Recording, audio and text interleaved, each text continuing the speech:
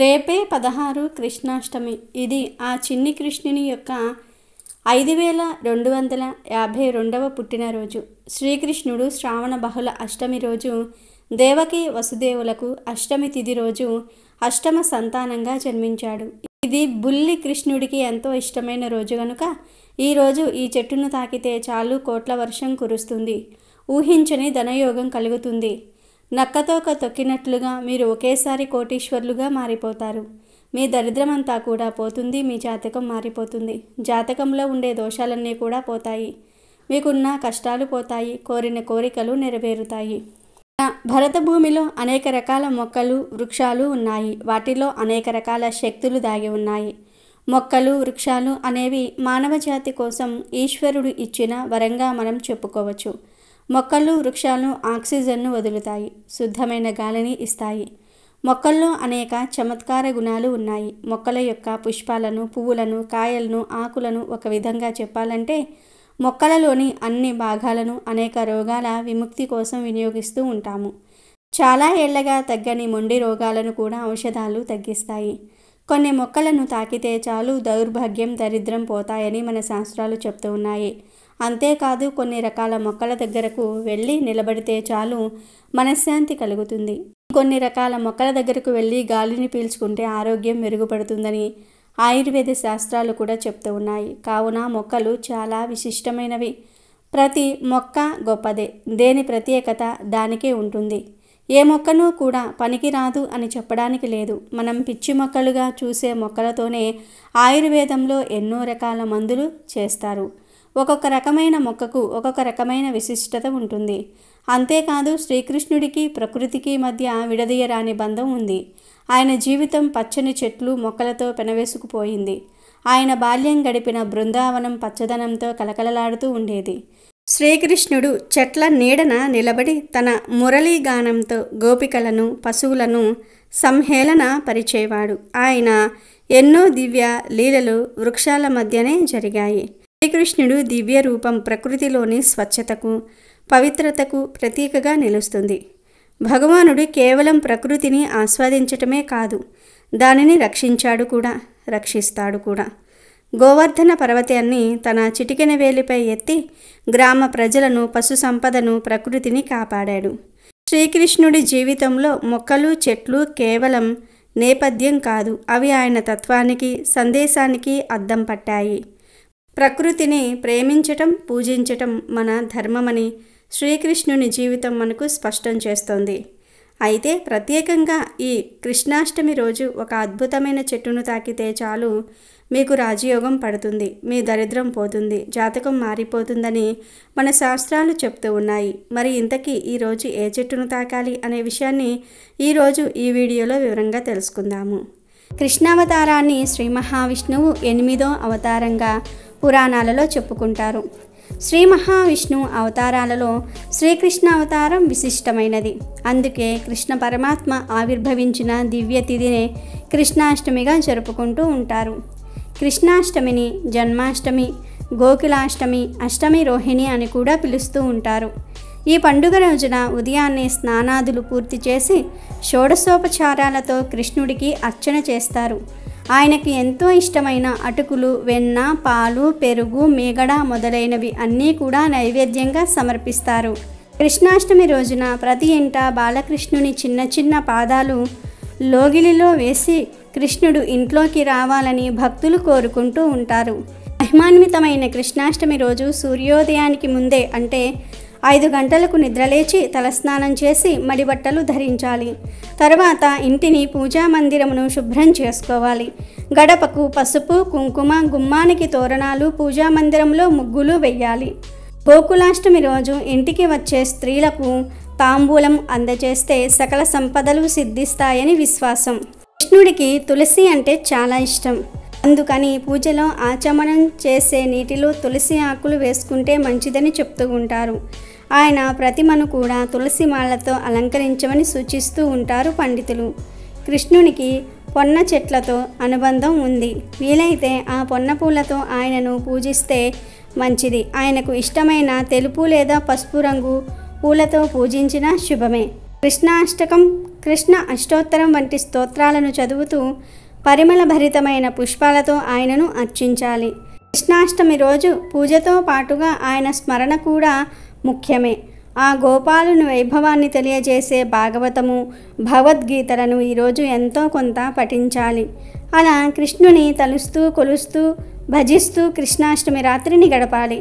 కృష్ణుడు అర్ధరాత్రి జన్మించాడు కాబట్టి కొందరు రాత్రి వేళల్లో కృష్ణ పూజ చేస్తారు. అలా కృష్ణుని పూజించాలనుకునే ప్రదేశంలో బియ్యం పోసి దానిపైన ఒక కుండను పెడతారు. ఆ కుండ మీద కృష్ణుని ప్రతిమను ఉంచి పూజను నిర్వహిస్తారు.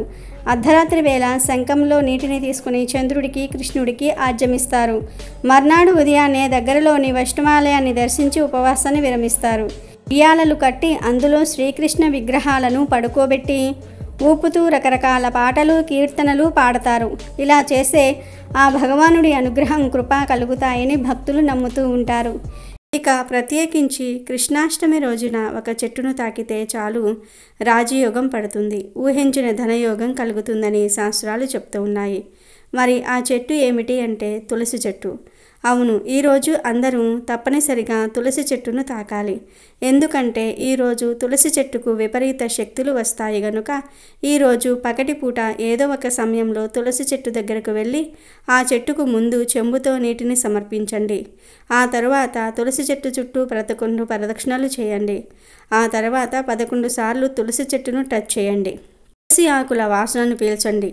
ఇలా తులసి మొక్కను తాకేటప్పుడు మీ మనసులో ఉన్న కోరికను చెప్పుకుంటే అతి త్వరలోనే ఆ కోరిక అనేది నెరవేరిపోతుంది. ఈరోజు మీరు పూజలు చేసే తులసి చెట్టును అయినా సరే టచ్ చేయవచ్చు. పూజలు చెయ్యని తులసి చెట్టును అయినా సరే టచ్ చేయవచ్చు. ఏ తులసి చెట్టును అయినా సరే టచ్ చేయవచ్చు. పీరియడ్స్లో ఉన్నవారు తప్ప మిగిలిన అందరూ కూడా ఇలా తులసి చెట్టును టచ్ చేయవచ్చు. ఇలా తులసి చెట్టును తాకిన తర్వాత ఒక 2 నిమిషాలు ఆ తులసి చెట్టు దగ్గరలోనే కూర్చోండి. అంటే తులసి ఆకుల స్మెల్ వచ్చేటట్టు దగ్గరలో కూర్చోవాలి, దూరంగా కూర్చోకూడదు. అలా తులసి చెట్టు దగ్గర కూర్చొని తులసి చెట్టు నుండి వచ్చే గాలిని ఆస్వాదించండి. ముఖ్యంగా ఈరోజు తులసి వనానికి వెళ్ళి ఆ వనంలో తులసి మొక్కను తాకి అక్కడ 2 నిమిషాలు కూర్చుంటే చాలా మంచిది. తులసి వనం లేకపోతే జస్ట్ ఇంటి దగ్గర పెంచుకునే తులసి చెట్టును తాకినా చాలు రాజయోగం పడుతుంది. మీ ఒంట్లోని రోగాలు నయమైపోతాయి, చక్కని ఆరోగ్యం కలుగుతుంది, మీ జాతకం మారిపోతుంది. ఈరోజు ఈ ప్రాసెస్ అంతా కూడా చేయలేని వారు జస్ట్ తులసి మొక్కను తాకినా చాలు అందులోని అద్భుత శక్తులు మీ ఒంట్లోకి ప్రవేశించి దోషాలన్నీ కూడా పోతాయి, దరిద్రం వదిలిపోతుంది, రాజయోగం పడుతుంది, కోట్ల వర్షం కురుస్తుంది, మీ జాతకం, మీ జీవితం కూడా మారిపోతుంది. మీ ఒంట్లోని నెగిటివ్ ఎనర్జీ, నెగిటివ్ శక్తులన్నీ కూడా తులసి లాగేసుకుంటుంది. పాజిటివ్ ఎనర్జీని, పాజిటివ్ శక్తిని ఇస్తుంది. ధన సమస్యలు పోయి ధనలాభం కలుగుతుంది. స్వయంగా శ్రీ మహాలక్ష్మి స్వరూపం తులసి. అందుకే శ్రీ మహావిష్ణువుకు తులసి అత్యంత ప్రీతిపాత్రమైనది. మన సనాతన ధర్మంలో తులసిని ఎన్నో విధాలుగా స్తుతించారు. తులసి లేని ఇల్లు కళావిహీనం అని చెప్పారు. తులసి చెట్టు మనుషులను, ఇంటిని, వాతావరణాన్ని పవిత్రం చేస్తుంది, పుణ్యాన్ని ప్రసాదిస్తుంది, శారీరక మానసిక ఆరోగ్యాన్ని ఇస్తుంది. తులసి శ్రీకృష్ణుడికి అతి ప్రీతిపాత్రమైంది. కావున ఈ కృష్ణాష్టమి రోజు అందరూ తులసి చెట్టును తాకి శుభాలను పొందండి. జన్మాష్టమి అని పిలుస్తున్న ఈ రోజున శ్రీకృష్ణుణ్ణి భక్తి శ్రద్ధలతో పూజిస్తే అంతులేని సంపద వచ్చి పడుతుంది అని పండితులు చెప్తూ ఉన్నారు. మీకు ఉన్న బాధలు, కష్టాలు అన్నీ కూడా తొలగిపోయి మీపై కృష్ణుడి అనుగ్రహం ఎల్లప్పుడూ ఉండాలి అంటే కృష్ణాష్టమి రోజున ఆడవారు ఈ రంగు చీర కట్టుకోవాలి. ఈ రంగు చీర కట్టుకుని శ్రీకృష్ణుణ్ణి పూజిస్తే మీకు సకల సంపదలను అందిస్తాడు. అంతేకాదు మీకు ఉన్న కోరికలన్నీ కూడా తీర్చేస్తాడు. శ్రీకృష్ణుడికి ఎంతో ఇష్టమైన జన్మాష్టమి రోజున ఆడవారు పింక్ మరియు గ్రీన్ చీరను కట్టుకుంటే కృష్ణుడి అనుగ్రహం మీకు వెంటనే కలుగుతుంది. రంగు చీరలను కట్టుకుని శ్రీకృష్ణుని పూజించి ఆయనకు ఎంతో ఇష్టమైన పదార్థాలను నైవేద్యంగా సమర్పించాలి. పెళ్ళైన స్త్రీలు, పెళ్లి కావలసిన స్త్రీలు, సంతానం కలుగక బాధపడే స్త్రీలు అందరూ కూడా శ్రీకృష్ణ జన్మాష్టమి రోజున పింక్ లేదా గ్రీన్ కలర్ చీరను కట్టుకోవాలి అని పండితులు చెప్తూ ఉన్నారు. ఇంతటి విశిష్టత కలిగిన కృష్ణాష్టమి రోజున ఆకుపచ్చటి రంగు లేదా పింక్ కలర్లో ఉండే చీరను కట్టుకోవటం వలన, ఈ చీరను కట్టుకుని కృష్ణుణ్ణి పూజించటం వలన కృష్ణుడితో పాటు లక్ష్మీదేవి కూడా ప్రసన్నమవుతుంది. మీకు దీర్ఘ సుమంగళి యోగం సిద్ధిస్తుంది. కష్టాలన్నీ కూడా పోతాయి. ఆర్థిక సమస్యలు, ఇబ్బందులు, ఈతిబాధలన్నీ కూడా తొలగిపోతాయి. సంవత్సరం వరకు మీకు ఇక తిరుగుండదు. సంవత్సరం అంతా డబ్బు వస్తూనే ఉంటుంది. లక్ష్మీదేవి అనుగ్రహం మీపై ఎల్లప్పుడూ ఉంటుంది. అదేవిధంగా వివాహం కాని వారు, వివాహ ప్రయత్నాలు చేసేవారు ఈ శ్రీకృష్ణ జన్మాష్టమి రోజున ప్రత్యేకంగా పూజలు చేస్తే మంచి వరుడు, కోరిన వరుడు దొరుకుతాడు. మీరు ఈ ప్రత్యేకమైన రోజున గుడిలో జరిగే రుక్మిణీ కళ్యాణంలో పాలు పంచుకుంటే వివాహ యోగ్యం కలుగుతుందని పండితులు చెప్తూ ఉన్నారు. అలాగే శ్రీకృష్ణుని స్మరిస్తూ గోవులకు ఏవైనా తినిపించాలి. గోవులంటే శ్రీకృష్ణ భగవానుడికి చాలా ఇష్టం. ఈ పర్వదినాన గోవులకు ఏవైనా పెడితే కృష్ణుడి అనుగ్రహం వెనువెంటనే కలుగుతుందని పండితులు చెప్తూ ఉన్నారు. కృష్ణాష్టమి జరుపుకునే ప్రతి ఒక్కరూ కూడా ఈరోజు కృష్ణుణ్ణి ఒక ప్రత్యేక మంత్రంలో జపించాలి. ఈ మంత్రం జపించటం వల్ల మీకు ఉన్న దోషాలన్నీ కూడా తొలగిపోతాయి. ఆ మంత్రం ఏమిటి అంటే ఓం శ్రీకృష్ణ పరబ్రహ్మణ్యే నమః. ఈ మంత్రాన్ని ఈరోజు అంటే శ్రీకృష్ణాష్టమి రోజున ఎవరైతే 108 సార్లు చదువుతారో వారికి ఎటువంటి దోషాలు కలుగవు, కష్టాలనేవే ఉండవు. ఈ మంత్రం 108 సార్లు కాకపోయినా కనీసం 21 సార్లు అయినా సరే జపించాలి. వీరు లేని వారు కనీసం 21 సార్లు అయినా సరే జపించాలి. ఈ మంత్రాన్ని జపిస్తూ సువాసనను వెదజల్లే పుష్పాలతో కృష్ణ పటానికి లేదా విగ్రహానికి పూజలు చేయాలి. ఇలా చేయటం వల్ల శుభం జరుగుతుందని పండితులు చెప్తూ ఉన్నారు. కాబట్టి కృష్ణాష్టమి రోజు పిల్లలు, పెద్దలు అందరూ కూడా ఈ రంగు దుస్తులు ధరించి ఈ మంత్రాన్ని జపించి సకల సంపదలను మీ సొంతం చేసుకుని ఆనందంగా జీవించండి. అయితే కృష్ణాష్టమి రోజు కృష్ణుడికి ఎంతో ఇష్టమైన ఈ ప్రసాదాన్ని మర్చిపోకుండా పెట్టాలి. ఈ ఒక్క ప్రసాదం 1000 పూజలతో సమానం. ఈ ప్రసాదం అంటే కృష్ణుడికి చాలా ఇష్టమని శాస్త్ర పండితులు కూడా చెప్తూ ఉన్నారు. మరి కృష్ణుడికి ఎంతో ఇష్టమైన ఆ ప్రసాదం ఏమిటో ఇప్పుడు మనం ఈ వీడియోలో వివరంగా తెలుసుకుందాం. ఈ పండుగ రోజున ఒంటిపూట భోజనం చేసి భక్తి శ్రద్ధలతో శ్రీకృష్ణ నామస్మరణ చేసిన వారికి మోక్షం లభిస్తుందని పురాణాలు చెప్తూ ఉన్నాయి. ఇక కృష్ణాష్టమి రోజు ఏ ప్రసాదాలు నివేదన చేయాలి అనే విషయానికి వస్తే కృష్ణాష్టమి రోజు చాలా రకాల పదార్థాలు నివేదన చేయవచ్చు. శాస్త్రంలో మొత్తం 32 నైవేద్యాల గురించి చెప్పారు. అన్ని నైవేద్యాలు అందరూ పెట్టలేరు. అన్ని నైవేద్యాలు పెట్టాల్సిన అవసరం కూడా లేదు. మీ ఓపికను బట్టి ఎన్ని నైవేద్యాలైనా సరే పెట్టుకోవచ్చు. అసలు శ్రీకృష్ణుడికి ఏ నైవేద్యాలు బాగా ఇష్టమంటే వెన్న, పాలు, పెరుగు, నెయ్యి, మీగడ. ఈ 5 పదార్థాలంటే శ్రీకృష్ణుడికి అమిత ఇష్టం. వీటితో పాటు అటుకులు, పటిక బెల్లం, బెల్లం, పంచదార, పుట్నాల పప్పు ఈ పదార్థాలు కూడా శ్రీకృష్ణుడికి చాలా ఇష్టం. ఇక అన్నంతో చేసే పదార్థాల విషయానికి వస్తే పులిహోర, కట్టె పొంగలి, చక్కెర పొంగలి, పరమాన్నము, దద్దోజనము, కదంబం, మిరియాల అన్నం వీటిని కూడా నివేదన చేయవచ్చు. అసలు ఈ నైవేద్యాలన్నీ మన ఆరోగ్యానికి చాలా మంచివి. ఎందుకంటే ఈ శ్రావణ మాసంలో సూర్యరశ్మి తగ్గి వానలు ఎక్కువగా కురుస్తూ ఉంటాయి. వాతావరణం చల్లగా ఉంటుంది. ఈ చల్లటి వాతావరణంలో పిల్లలు ఏ పదార్థాలు తింటే ఆరోగ్యంగా ఉంటారో ఆ పదార్థాలన్నిటినీ కూడా కృష్ణాష్టమి రోజు నైవేద్యంగా మార్చింది శాస్త్రం. కనుక ఇప్పుడు మనం చెప్పుకున్న నైవేద్యాలన్నీ కూడా చాలా మంచివి. ఈ నైవేద్యాలతో పాటు చకోడీలు, తీపి బూందీ, చెక్కలు, తీపి పూరీలు, జంతికలు, కాజాలు కూడా నివేదన చేయవచ్చు. ఇవే కాక పళ్ళు కూడా కృష్ణుడికి ఎంతో ఇష్టం. కాబట్టి కృష్ణాష్టమి రోజు కొబ్బరి, అరటి పండ్లు, ద్రాక్ష పండ్లు, దానిమ్మ పండు, సపోటా పళ్ళు నివేదన చేయవచ్చు. ఇవి మన దేశం పళ్ళు. వేరే దేశాల నుండి వచ్చే ఆపిల్ లాంటి ఫలాలను నైవేద్యం పెట్టాల్సిన అవసరం లేదు. మనకు విరివిరిగా దొరికే కొబ్బరి, అరటి పండ్లు, ద్రాక్ష పండ్లు, దానిమ్మ, సపోటా పళ్ళను స్వామికి అమిత ప్రియమైనవిగా చెప్తారు. కాబట్టి ఈ పళ్ళను నివేదన చేయవచ్చు. ఇలా శాస్త్రంలో ఇంకా ఎన్నో రకాల నైవేద్యాల గురించి చెప్పారు. కానీ ఈ నైవేద్యాలన్నీ పెట్టాల్సిన అవసరం అయితే లేదు. ఈ నైవేద్యాలన్నీ పెట్టాలని రూల్ ఏమీ లేదు. ఇక కృష్ణాష్టమి రోజు ఈ నైవేద్యాలన్నీ చేయలేని వారు ఒకే ఒక్క నైవేద్యం పెడితే అన్ని నైవేద్యాలు పెట్టిన ఫలితం వచ్చేస్తుందని పండితులు చెప్తూ ఉన్నారు. మరి ఆ నైవేద్యం ఏమిటి అంటే అటుకులు. ఈరోజు అటుకులను కానీ లేదా అటుకుల పాయసం కానీ, అటుకుల పోహ, ఇలా అటుకులతో ఏదైనా పదార్థం చేసి పెడితే కృష్ణుడు పొంగిపోతాడు. ఎందుకంటే అటుకులు కృష్ణుడికి చాలా ఇష్టమైనవి. కృష్ణుడి స్నేహితుడు కుచేలుడు అటుకులని శ్రీకృష్ణుడికి ఇచ్చి సకల ఐశ్వర్యాలను పొందాడు. కాబట్టి కృష్ణాష్టమి రోజు తప్పనిసరిగా అందరూ కూడా అటుకులను కానీ అటుకులతో చేసిన పదార్థాలను కానీ తప్పక నివేదన చేయండి. దీనితో పాటు కొంచెం వెన్నలో పంచదార కలిపి పెట్టండి. ఎందుకంటే వెన్న అంటే శ్రీకృష్ణుడికి మహా ఇష్టం. అటుకులు, వెన్న ఈ 2 పదార్థాలను మర్చిపోకుండా నివేదన చేస్తే 1000 పూజలు చేసిన ఫలితం వచ్చేస్తుంది. 32 రకాల నైవేద్యాలు పెట్టిన దానికన్నా అధిక ఫలం వస్తుంది. కాబట్టి కృష్ణాష్టమి రోజు అందరూ కూడా ఈ నైవేద్యాలను మర్చిపోకుండా పెట్టండి.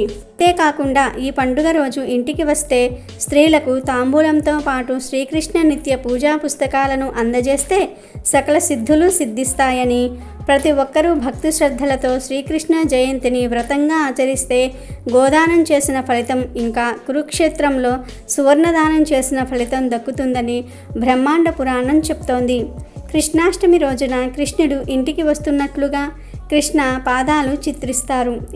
చిన్నతనము నుండే అనేక మంది రాక్షసులను సంహరిస్తూ దుష్ట శిక్షణ, శిష్ట రక్షణ గావిస్తూ కురుపాండవ సంగ్రామంలో అర్జునునకు రథసారథి అయి అర్జునిలో ఏర్పడిన అజ్ఞానాంధకారాన్ని తొలగించుటకు విశ్వరూపాన్ని చూపించి గీతను బోధించి తద్వారా మానవాళికి జ్ఞానామృతాన్ని ప్రసాదించిన ఆ శ్రీకృష్ణ భగవానుడి జన్మదినమైన శ్రీకృష్ణాష్టమి పండుగ పర్వదినాన భక్తి శ్రద్ధలతో పూజలు చేస్తే సకల సంపదలు సిద్ధిస్తాయని విశ్వాసం.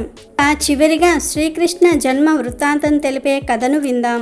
మానవులు చేసే పాపాల భారం భూదేవికి భరించటం సాధ్యం కాలేదు. మనుషులు చేసిన పాపాల వలన మొక్కలు, జంతువులు, నీరు, గాలి మరియు భూమి నాశనమవుతున్నాయి. భూదేవి విష్ణువు దగ్గరకు వెళ్ళి తనను కాపాడమని కోరుకుంటుంది. హిందూ మతం గ్రంథాల ప్రకారం ఈ ప్రధాన సంఘటన భగవంతుడైన శ్రీకృష్ణుడి జన్మకు ప్రేరేపించింది. ఇది కృష్ణుడు జన్మించడానికి మొట్టమొదటి కారణం. మధుర పాలకుడు అయినటువంటి కంసుడు ఒక దుష్ట శక్తిగా మారాడు. కంసుడు చేసే పాపాలు పరాకాష్ఠకు చేరుకున్నాయి. కంసుడి యొక్క సోదరి దేవకి వివాహం వాసుదేవునితో జరుగుతుంది. వివాహం జరిగిన వెంటనే ఆ ప్రదేశంలో ఆకాశవాణి దేవకి వసుదేవునికి పుట్టిన 8వ సంతానంతో కంసుడికి మరణం సంభవిస్తుందని పలుకుతుంది. ఆ మాటలు విన్న వెంటనే కంసుడు కత్తి తీసి దేవకిని చంపడానికి వెళ్తాడు. అప్పుడు వాసుదేవుడు మరియు అతని భార్య దేవకి కంసుడితో తమకు పుట్టిన పిల్లలను అప్పగిస్తామని వాగ్దానం చేయిస్తారు. కంసుడు వారిని మధురలో చెరసాలల్లో పెట్టి బంధిస్తాడు. ఈ క్రమంలోనే వారికి సంతానం పుట్టగానే కాపలా వ్యక్తులు ఆ విషయాన్ని చేరవేయటం, కంసుడు వచ్చి వారిని చంపటం జరుగుతుంది.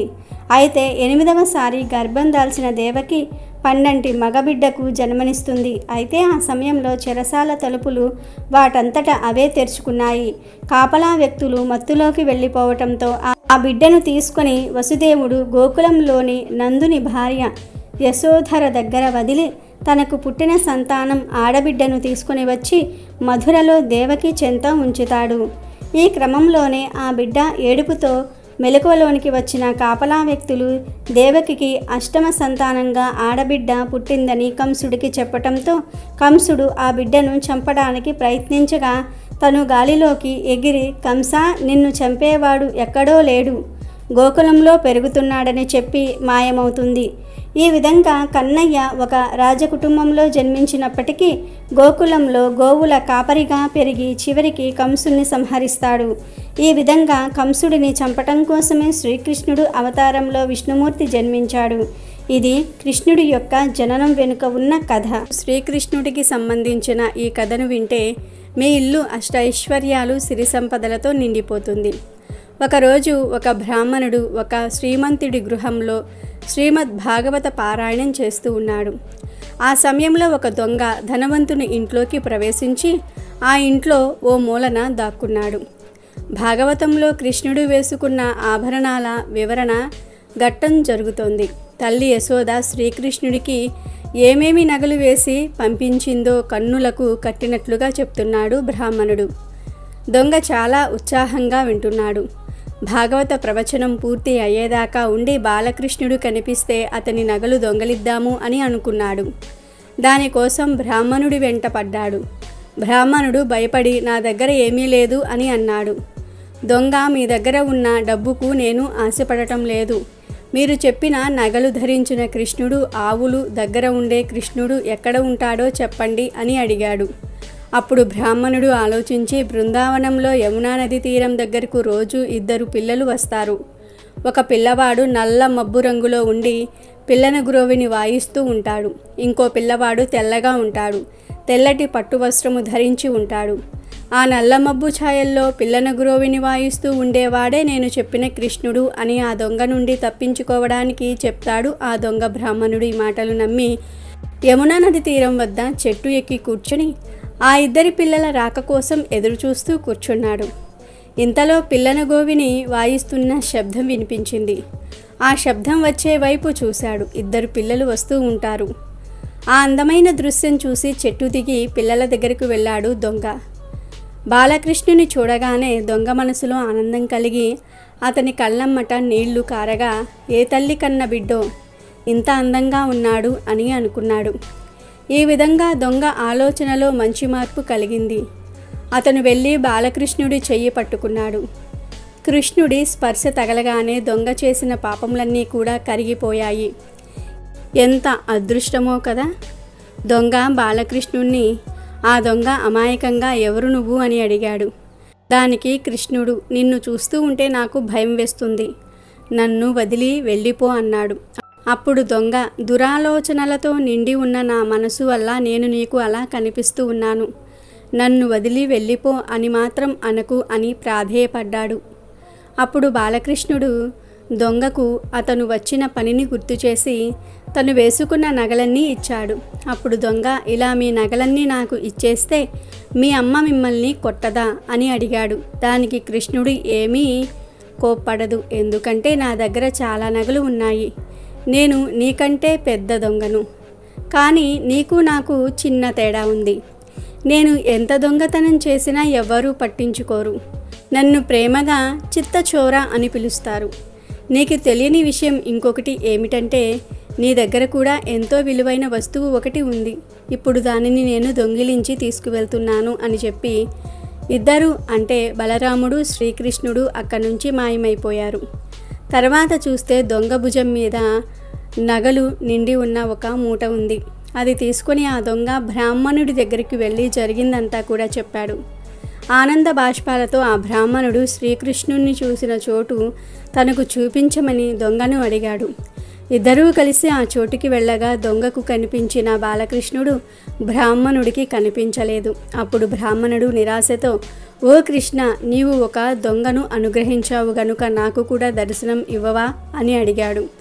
అప్పుడు అపారమైన కరుణగల కృష్ణ భగవానుడు ఇలా అన్నాడు, నీవు భాగవత పురాణమును కేవలము ఒక కథగా చదివావు, కానీ దొంగ నువ్వు చెప్పిన కథను, మాటలను మనస్ఫూర్తిగా నమ్మాడు. అపార నమ్మకము, స్మరణ, శరణాగతి ఉన్న చోటే నేను ఉంటాను. పురాణాలను చదవటమే కాకుండా దానిలో ఉన్న అంతరార్థం అనుభవించటం నేర్చుకోవాలి.